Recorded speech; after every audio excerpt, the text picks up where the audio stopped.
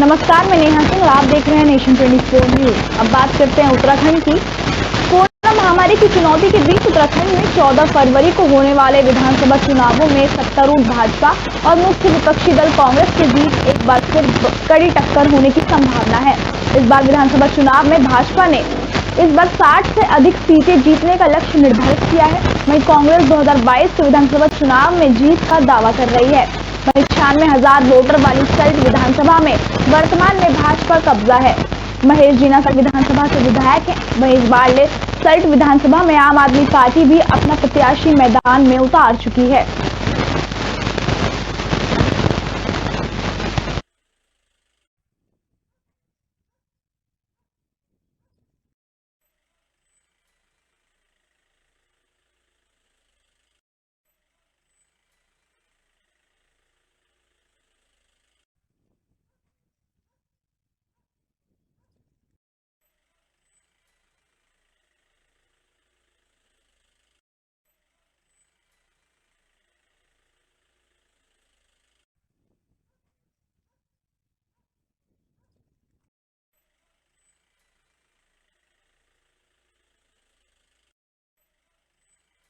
जो ये मिशन 2022 चल रहा है, इसके आगामी चुनाव आने वाले हैं 14 फरवरी को।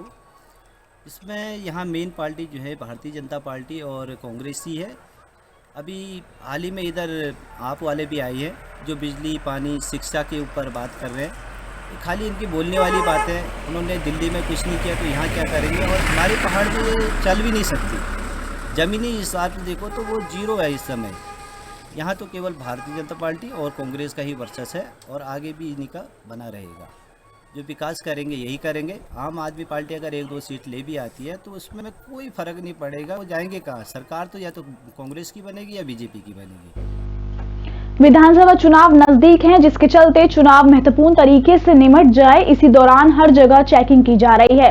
जिसके चलते सिडकुल क्षेत्र राजा बिस्किट चेक पर भी चेकिंग के दौरान हमारे साथ डॉक्टर नारायण सिंह मौजूद थे, जिन्होंने हमें बताया कि विधानसभा चुनाव जो चुनौती बना हुआ है वह महत्वपूर्ण तरीके से समाप्त हो जाए, जिसमें कहा कि बड़ा हादसा न हो जाए, उसी के चलते चेकिंग अभियान चलाया जा रहा है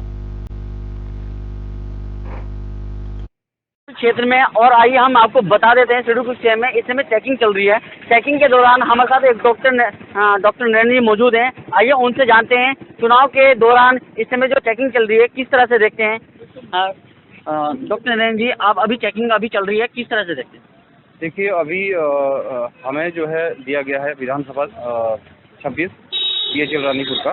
तो यहाँ पे कि हम लोग गाड़ियों की चेकिंग कर रहे हैं कि कोई अवैध सामान, कोई आचार संहिता का उल्लंघन ना हो। और हम लोग हर चेक पोस्ट पे, हर जगह पे ये सारी चीज़ चेक कर रहे हैं, देख रहे हैं। पुलिस बल हमारे साथ तैनात है और हमारा उड़न दस्ता दल जो है अपनी विधानसभा में पूरी तरह से चेकिंग कर रहा है। और हम ये पूरी कोशिश कर रहे हैं कि कहीं पर भी आचार संहिता का उल्लंघन ना हो और जो है निष्पक्ष चुनाव हो। जी, ये थे हमारे साथ डॉक्टर नारायण जी। और इसी के साथ चलते अब मैं आपको अपने कैमरामैन से दिखाना चाहूँगा कि किस तरह की यहाँ पे चेकिंग मौजूद है और किस तरह की चेकिंग यहाँ पे चल रही है। आइए हम आपको दिखा देते हैं कि यहाँ पे चेकिंग करते समय पुलिस, अपना पूरा प्रशासन पूरी तरह से मौजूद है और हर जगह कहीं ना कहीं आने वाले विधानसभा चुनाव को देखते हुए यहाँ पे पूरी सख्ताई से यहाँ पे चेकिंग चलाई जा रही है, आप देख सकते हैं।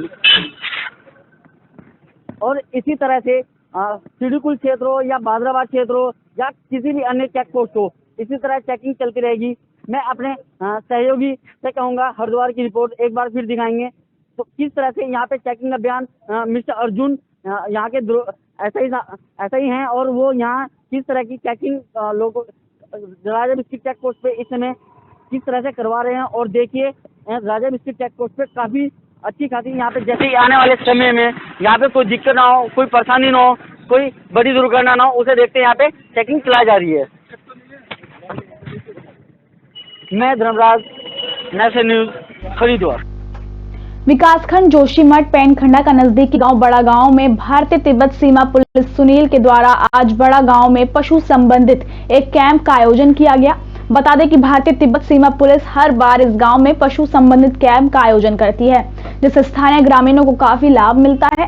जिस प्रकार आज भी आईटीबीपी सुनील के द्वारा पशु संबंधित कैंप का जिस प्रकार से आयोजन किया, ऐसे में स्थानीय ग्रामीण बढ़ चढ़कर अपने पशुओं को लेकर इस कैंप में शामिल होने के लिए पहुंचे, जहां पर आईटीबीपी के डॉक्टरों के द्वारा कई बीमार पशुओं का इलाज किया गया और बीमार पशुओं को टीकाकरण भी किया गया।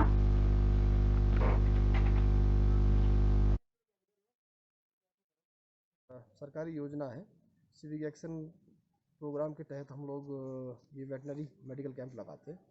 इसमें जानवरों के लिए, कुत्तों के लिए एंटी रेबीज इंजेक्शन, उनका हेल्थ वैक्सीन, और जो दूसरे जानवर हैं गाय, भैंस, बैल, बकरी, सबके लिए डिवार्मिंग का, या और किसी को दिक्कत है तो उसको उसी प्रकार से बीमारी के हिसाब से हम लोग दवाई देते हैं। कर्नल कोठियाल ने अपने गंगोत्री दौरे के छठे दिन कहा कि सरकार में होंगे तो 1.5 लाख से भी ज्यादा युवाओं को नौकरी दिलवाएंगे। आज भी कई गांवों में आप सीएम प्रत्याशी कर्नल कोठियाल ने डोर टू डोर जनसंपर्क किया। इस दौरान सैकड़ों ग्रामीणों ने अजय कोठियाल से प्रभावित होकर आपकी सदस्यता ली। कर्नल कोठियाल ने कहा कि सरकार बनते ही युवाओं के लिए रोजगार उपलब्ध करवाएंगे, अस्पताल और स्कूल की हालत सुधारे जाएंगे। कर्नल कोठियाल लगातार गंगोत्री से अलग अलग गाँवों में कर रहे हैं जनसंपर्क। ग्रामीणों में भाजपा और कांग्रेस के खिलाफ आक्रोश भी देखने को मिल रहा है।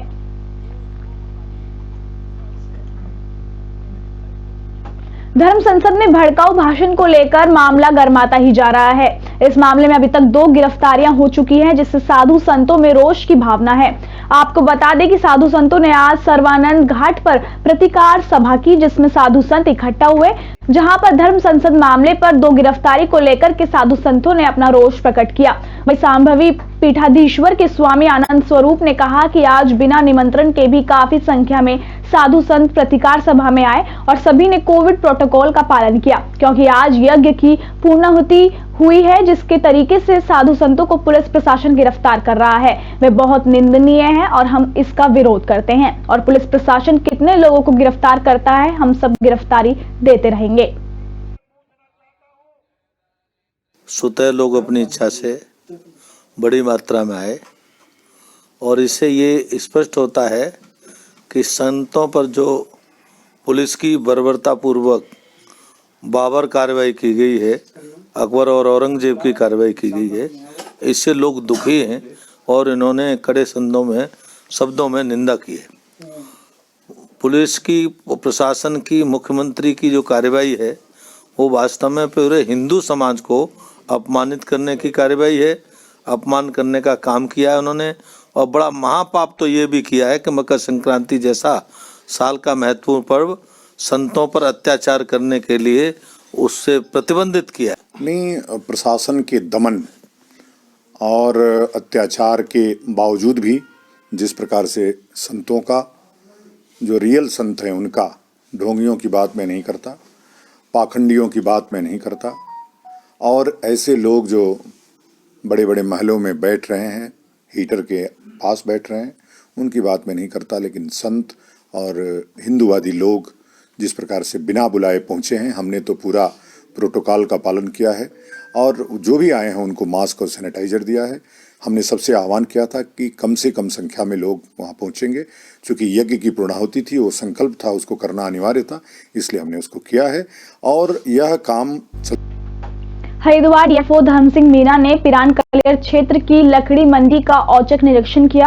इस दौरान उन्होंने आरा मशीनों के दस्तावेज की जांच कर एक आरा मशीन को सीज कर दिया गया है। डीएफओ हरिद्वार धर्म सिंह मीना ने बताया कि कलियर क्षेत्र की आरा मशीनों का निरीक्षण किया गया है, जिसमें एक आरा मशीन सीज की गई है और रजिस्टर भी मैच नहीं कर रहा है और जो लकड़ी के रावन्ने हैं वो भी मैच नहीं कर रहे थे। मशीन स्वामियों से स्पष्टीकरण मांगा गया है।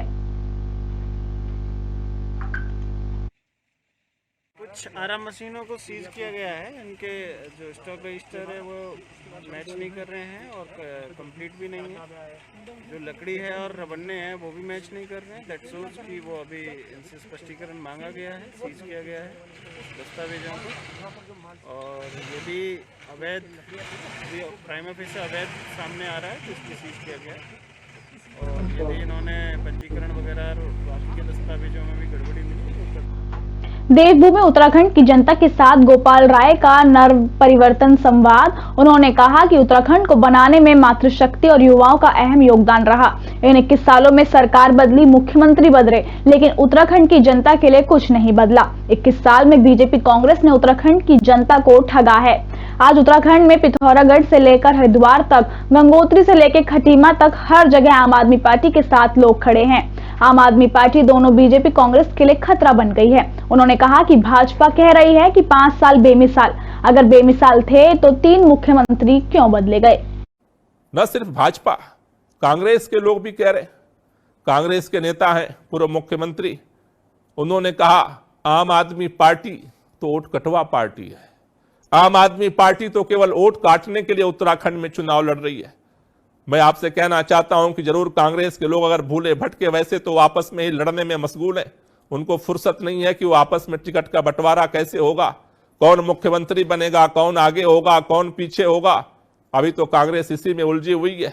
लेकिन अगर उससे फुर्सत मिल जाए और आपके पास आए वोट मांगने के लिए तो उनसे पूछना कि कांग्रेस को भी तो मौका दिया था उत्तराखंड के लोगों ने। विधानसभा चुनाव के बीच उत्तराखंड एसटीएफ ने बड़ी कार्रवाई करते हुए करोड़ों की नकदी पकड़ी है। हालांकि ये रकम पुराने नोटों की बताई जा रही है, जिसे बदलने के लिए लाया जा रहा था। पकड़े गए आरोपियों से पूछताछ और नोटों की गिनती का काम चल रहा है। पुलिस के मुताबिक रूपेश वालिया, यशवीर सिंह, अरविंद वर्मा, आबिद अली, सोमपाल सिंह सहित अन्य आरोपियों को गिरफ्तार किया गया है। अभी सभी आरोपियों से पूछताछ की जा रही है।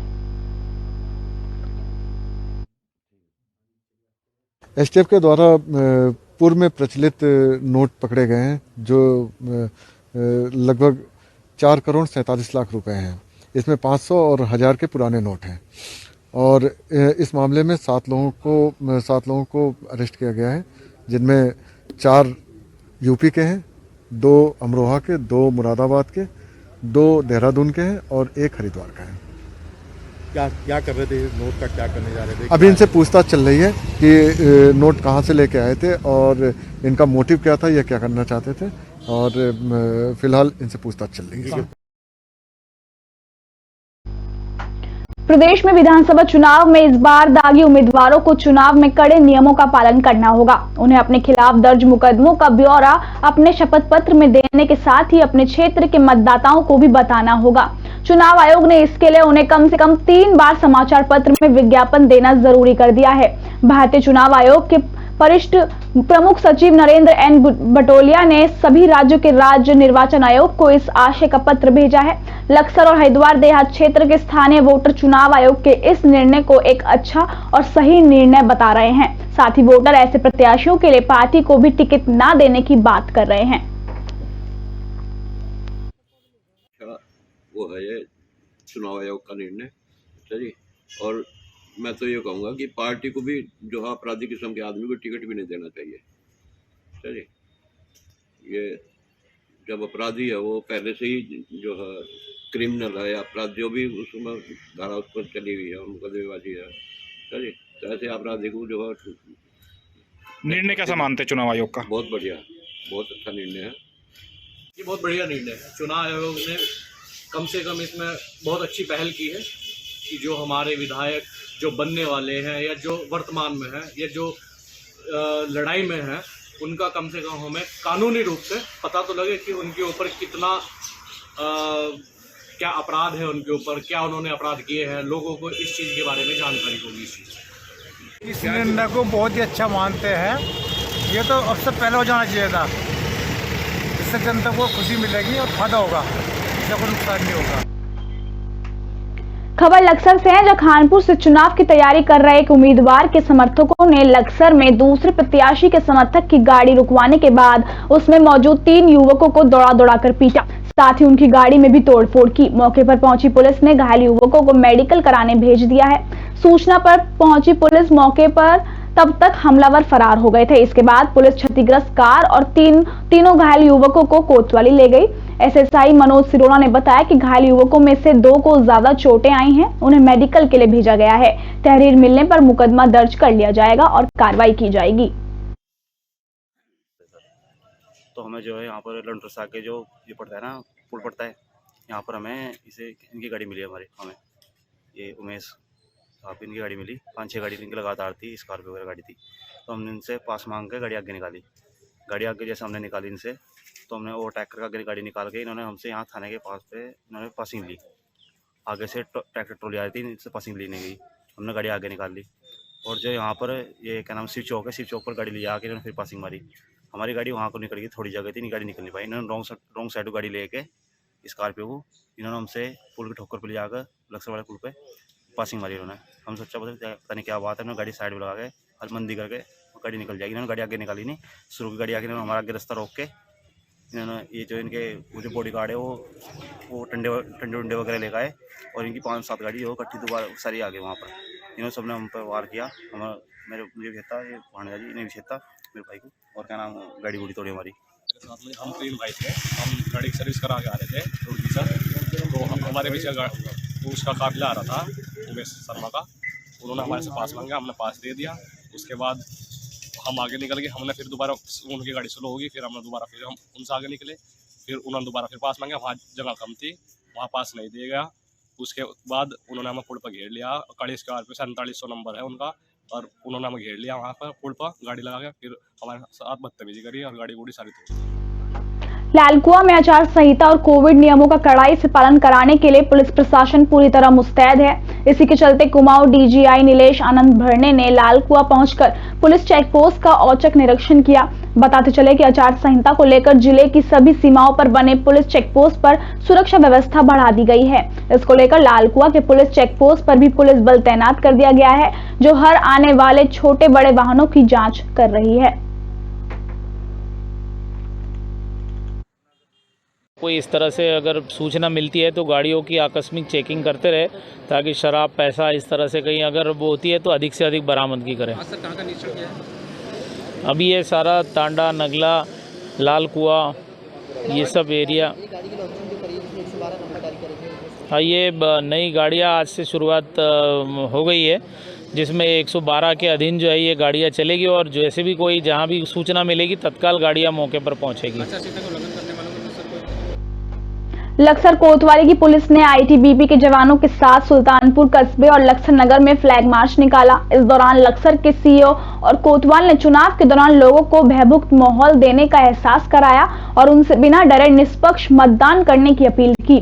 प्रदेश में विधानसभा चुनाव की शुरुआत हो चुकी है। चुनाव के दौरान कानून का पालन कराने और शांति व्यवस्था बनाकर रखने की महत्वपूर्ण जिम्मेदारी पुलिस के ऊपर है। इसे देखते हुए पुलिस ने आईटीबीपी के जवानों के साथ फ्लैग मार्च निकालकर लोगों को सुरक्षा का एहसास कराया।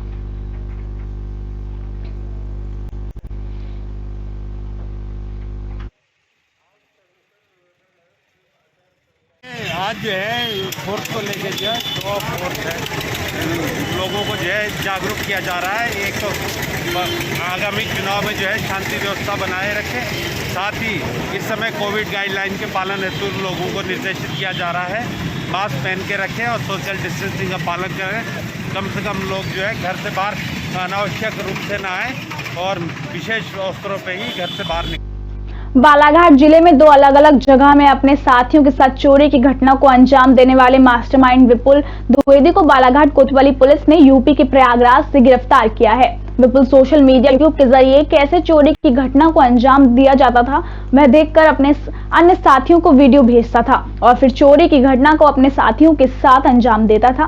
विपुल मूलतः मंडला जिले के नैनपुर का रहने वाला है, जो बालाघाट में कुछ सालों से किराए के मकान में रहता था और बालाघाट के साथियों के साथ मिलकर दिन में रैकी करता था और फिर देर रात घटना को अंजाम देता था।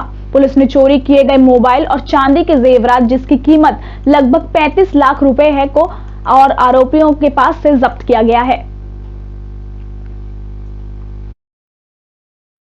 विगत कुछ दिन पहले हमारे शहर में 2 बड़ी चोरियां हुई थी। एक रोशन ज्वेलर्स में हुई थी 3 तारीख की रात को, और 3-4 की रात को दरमियानी रात में।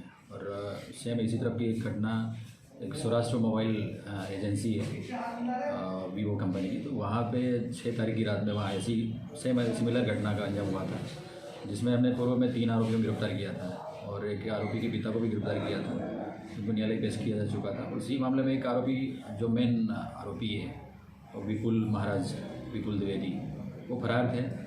तो चूँकि वो पहले नैनपुर मंडला में रह रहे थे, तो वहाँ तलाश की उसकी, वहाँ से फरार हो गया। उसको जानकारी लग गई थी कि कुछ उनके साथी पकड़े गए हैं। उसके बाद फिर वो इलाहाबाद चले गया था। तो इलाहाबाद हमने एक टीम भेजी थी और वहीं से उसको कल गिरफ्तार किया गया।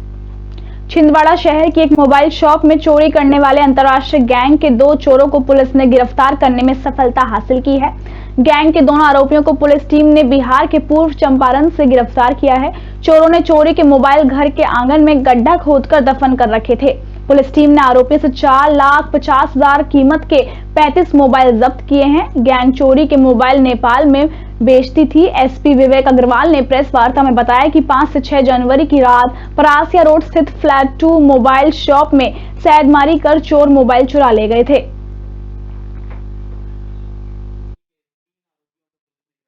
थाना क्षेत्र में रात के समय एक मोबाइल की शॉप में नकबदनी की घटना घटित हुई थी, जिसमें लगभग 50 से 60 मोबाइल हैंडसेट आरोपियों द्वारा चोरी कर लिए गए थे। घटना बहुत गंभीर थी और इसको पुलिस ने चुनौतीपूर्वक लेते हुए आरोपियों की तलाश शुरू कर दी थी। अपराध पंजीबद्ध करने के बाद पुलिस ने हमने एक एसआईटी का गठन किया और एसआईटी ने लगातार अलग अलग स्थानों पर दबिश देकर और सूत्र से सूत्र जोड़कर अंतिम रूप से आरोपियों को गिरफ्तार करने और उनसे चोरी गए मोबाइल फ़ोन जब्त करने में सफलता प्राप्त की है। उक्त पूरी घटना को बिहार राज्य के ईस्ट चंपारण जिले के आरोपियों द्वारा घटित करना पाया गया है और उनसे पुलिस ने अभी तक 2 आरोपियों को गिरफ्तार कर लिया है और उनसे लगभग 35 मोबाइल फ़ोन भी जब्त कर लिए हैं। आरोपियों द्वारा इन मोबाइल फ़ोन्स को सीमाओं के पार नेपाल में खपाने की बात भी पूछताछ में सामने आई है। मामले की जांच अभी चल रही है। आगे जो भी तथ्य सामने आएंगे उसके अनुसार अगली बैठक। राष्ट्रीय स्वयंसेवक संघ के प्रमुख डॉक्टर मोहन भागवत का जबलपुर आगमन हो रहा है, जिसको लेकर व्यापक सुरक्षा के इंतजाम जबलपुर पुलिस द्वारा कर लिए गए हैं। जगह जगह पर पुलिस के पुख्ता इंतजाम किए गए हैं। संघ प्रमुख डॉक्टर मोहन भागवत नरसिंहपुर जिले में विभिन्न कार्यक्रमों में शामिल होने के बाद रात में विश्राम जबलपुर की केशव कटी में करेंगे, जिसको लेकर पुलिस और प्रशासन के व्यापक इंतजाम किए जा चुके हैं।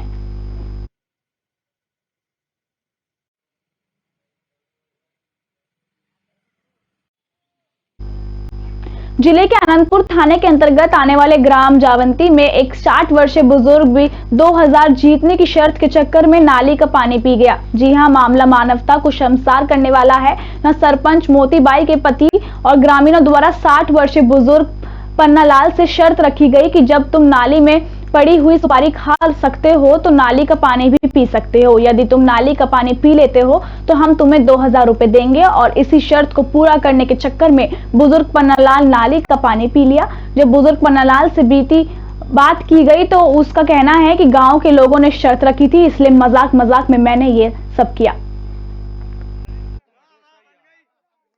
किरा गिर गया था।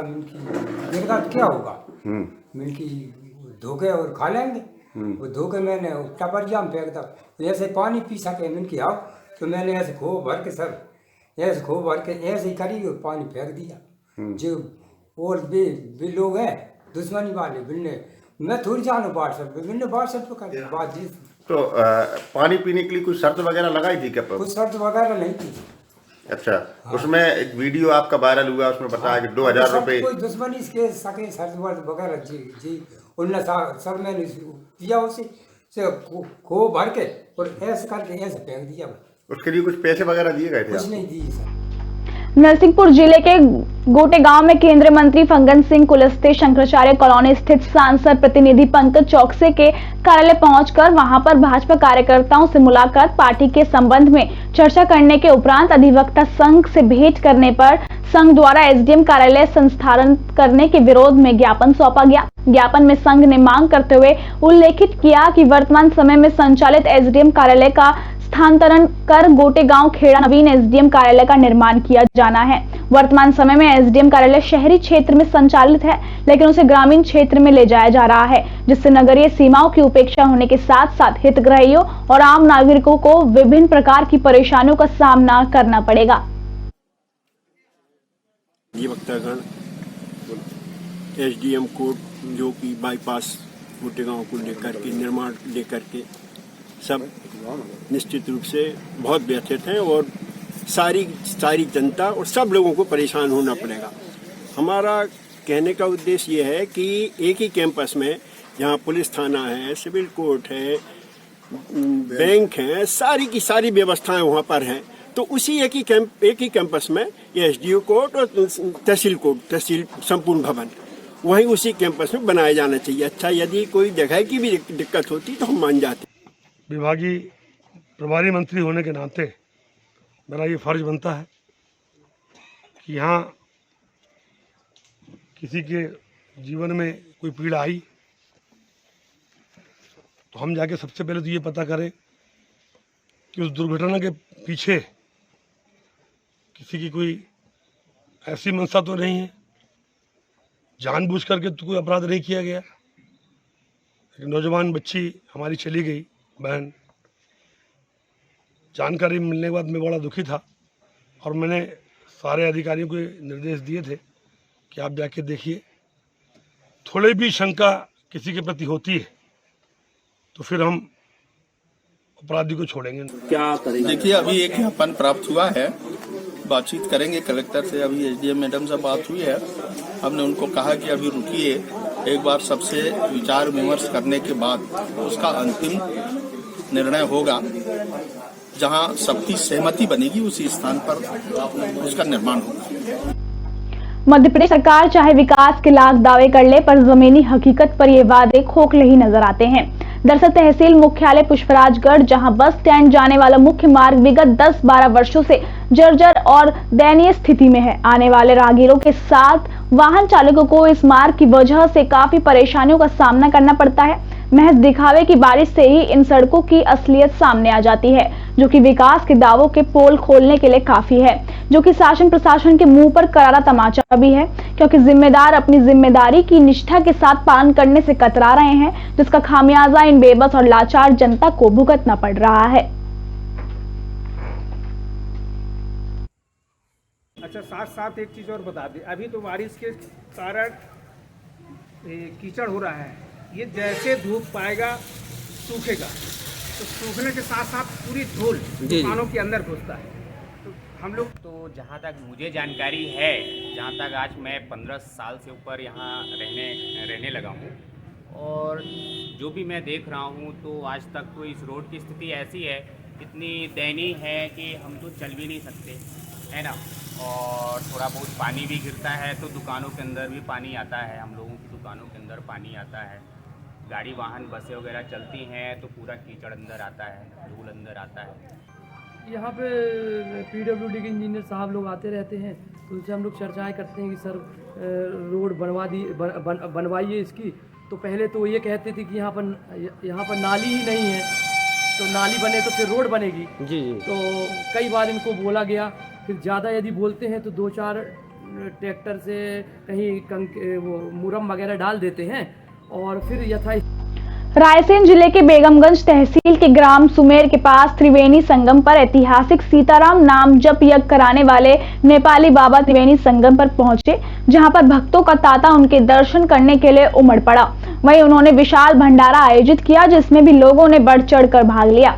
नेपाली बाबा त्यागी ने बताया कि कोरोना वायरस जैसी गंभीर बीमारी से निपटने के लिए टीकाकरण अवश्य लगवाएं। उन्होंने भी अपना 30वां टीका लगवाया। काशी में 20 फरवरी से सीताराम नाम जप यज्ञ आरंभ होने जा रहा है, जिसको लेकर यहां आश्रम में बैठक आयोजित कर उसके संबंध में चर्चा की गई और क्षेत्र को 3 हिस्सों में डिवाइड किया गया है।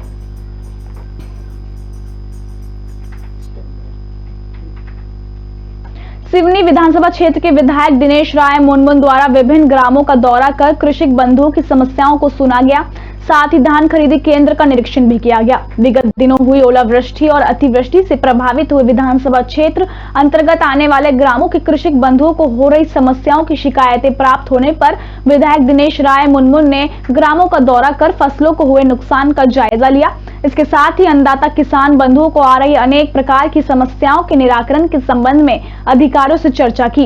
इसके पश्चात विधायक दिनेश राय मुनमुन ने कालबड़ी स्थित धान खरीदी केंद्र का निरीक्षण किया और खरीदी प्रभारी को फटकार लगाई।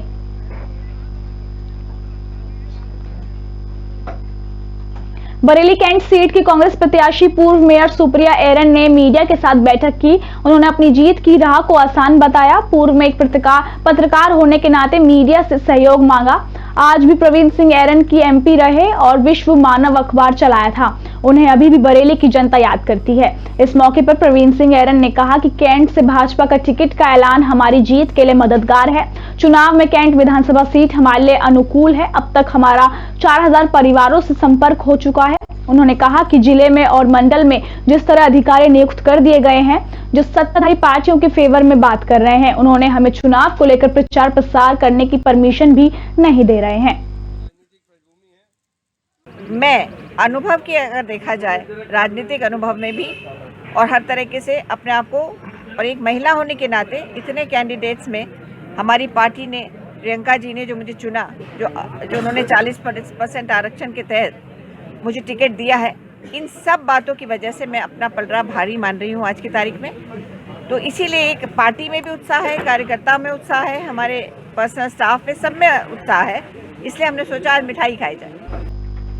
हरियाणा परिवहन मंत्री मूलचंद शर्मा ने वल्लभगढ़ की महावीर कॉलोनी में 9 से 50 लाख की लागत से बनने वाले आरएमसी रोड का नारियल फोड़कर शुभारंभ किया। इस मौके पर कॉलोनी वासियों ने परिवहन मंत्री का फूल मालाओं के साथ जोरदार स्वागत किया। इस रोड को बनने से कॉलोनी वासियों को काफी समस्याओं से निजात मिलेगी। वहीं परिवहन मंत्री ने बताया कि 40 साल से यह कॉलोनी विकास के लिए तरस रही थी, पर आज भारतीय जनता पार्टी की सरकार में इस एक कॉलोनी में ही नहीं बल्कि पूरे हरियाणा भर में विकास कार्यों की झड़ी लगी हुई है। वहीं मंत्री मूलचंद शर्मा ने लोगों से कहा कि जितने भी विकास कराने हैं या कोई भी समस्या है तो आप मुझसे कहो, क्योंकि जब मैं पार्षद के चुनाव में आप लोगों से वोट मांगू तब आप ये ना कहना कि किसी पार्षद ने हमारा विकास नहीं किया। महावीर कॉलोनी की ये 2 रोड बाकी थे, पूरा काम कंप्लीट हो गया था और सारी महावीर कॉलोनी सब आरएमसी है, लाइट है, बिजली के खंभे हैं। इसके बाद ये कॉलोनी कंप्लीट हो जाएगी और जल्दी से जल्दी छोटी छोटी जो रास्ते हैं, कहीं 1 है कहीं 2 हैं, उन सबको जल्दी से जल्दी उनको पूरा कराएंगे और लोगों की जो सड़कें टूटी पड़ी हैं उनको जल्दी से निकालेंगे। स्थानीय युवाओं को निजी क्षेत्र की नौकरियों में 75% आरक्षण की घोषणा से युवाओं में खुशी की लहर देखी जा रही है। युवाओं का कहना है कि सरकार का यह फैसला हरियाणा के युवाओं के लिए बहुत कामयाब होगा। सरकार ने 75% आरक्षण नौकरी में दिलाने के लिए किया है, वह युवाओं के लिए बहुत फायदेमंद है। वहीं कुछ ऐसे भी लोग हैं जिनका कहना है कि सरकार का यह फैसला ठीक नहीं है। सरकार ने जो फैसला लिया है वह सिर्फ हरियाणा के युवाओं के लिए है, लेकिन वहीं अगर दूर दराज से आए हुए युवाओं की बात करें तो उनका कहना है कि सरकार ने जो एक कानून बनाया है ये सरासर गलत है।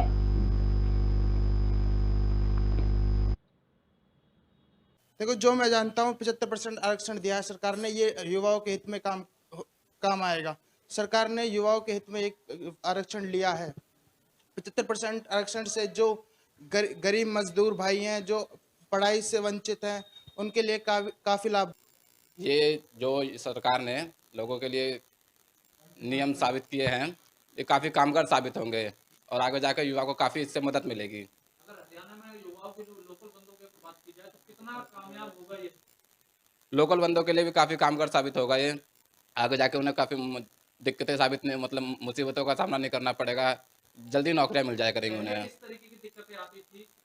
पहले लोगों को जल्दी नौकरियां नहीं मिलती थी, कम वेतनों पर मिलती थी और उन्हें करनी पड़ती थी। लेकिन जब ये नियम लागू होगा तो अच्छा साबित होगा उन लोगों के लिए भी। इस बुलेटिन में फिलहाल इतना ही। नमस्कार।